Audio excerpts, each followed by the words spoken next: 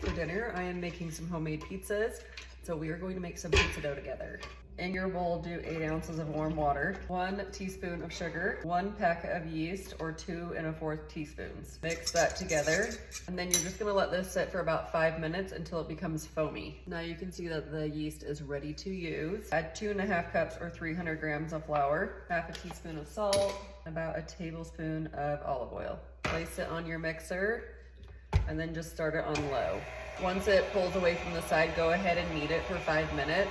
If you need to add more flour or more water, just add it a tablespoon at a time, and you can add it now.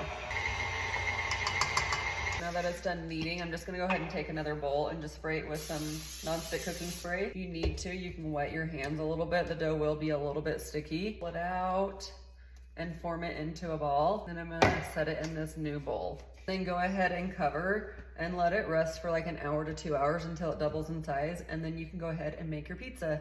I do this in like one big pizza, or I'll split it up into either 2 or 4 pizzas depending on who's eating. My little kids, they just like little tiny pizzas, so it's easy to like split up a little one for them. But I'll put the full recipe for this dough in the description below, but follow me for more recipes.